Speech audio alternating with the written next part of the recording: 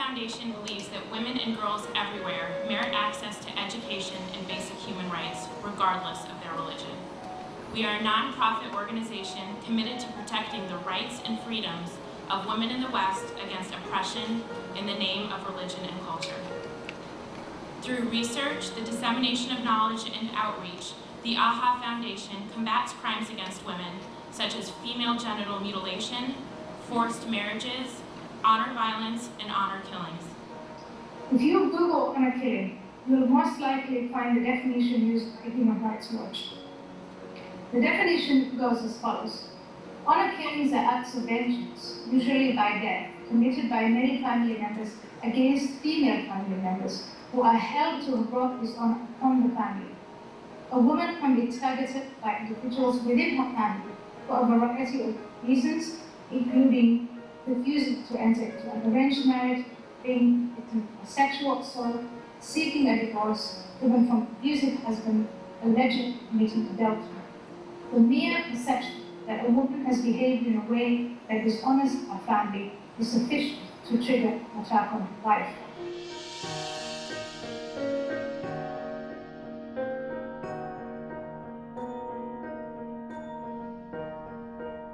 We're here to talk about the Al-maleki case and the trial that we just recently completed in February.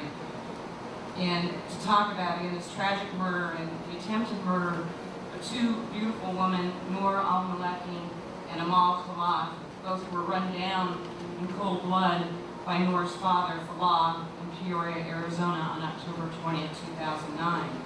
And while we are humbled to be here, we cannot lose the concept that we are only here because a young woman tragically lost her life. And we believe that Noor was probably standing right about there when she got hit. And when she got hit, the whole front end of the vehicle hit her square in the middle. And he didn't stop, he didn't slow down, he ran over. I'm here to tell you that if you don't think it can happen in your community, whether it's New York City or Peoria, Arizona, this case right here is proof of every earmark that the speakers talked about this morning. It's this case.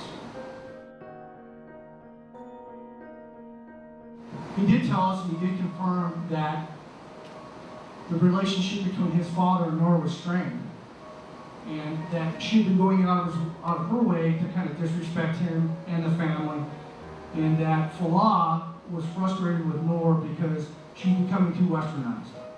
She's been going out of her way, being disrespectful, and the boy that's supposedly your boyfriend right now, I don't like him.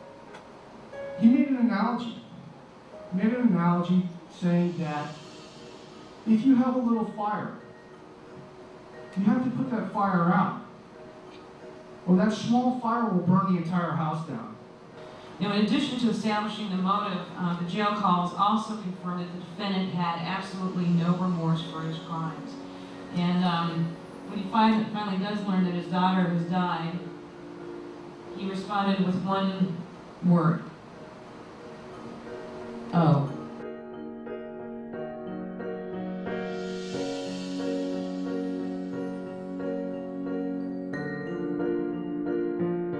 But in the United Kingdom, there are roughly 12 honor killings a year. Even then, we anticipate that to be a significant underestimate. I don't know how many other unmarked graves there are. Because generally when a child goes missing, who reports that child gone missing?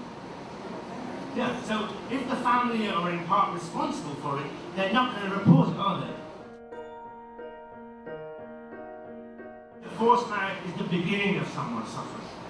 No, because when they become forced marriage, then you've got sexual abuse, then you've got domestic violence, then you may have suicide and self-harm, then you will have child protection issues, you will have all sorts of things that flow from that. The research that we carried out in the United Kingdom shows that most victims are likely to be between the ages of 15 and 24. That said, the youngest, we have a civil protection available to victims from forced marriage. The youngest person protected from and prevented from having a forced marriage was 8 years old. We have a national hotline. It's not a call centre, it's a group of very experienced victims, survivors, who are available on a rota system with a dedicated phone number, who are able to provide support and assistance to individuals. And again, when you look where you find, we found that hotline had more than 3,000 calls in its first few months.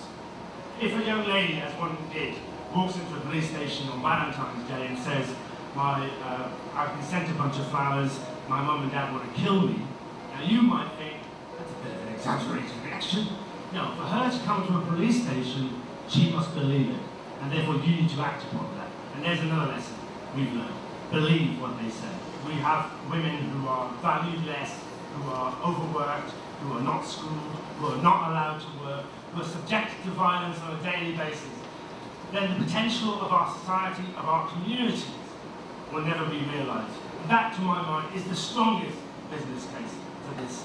We've got to make sure that we work together. And I say this to all of you in closing, that I don't know of any bureaucracy in the world that has made the world better.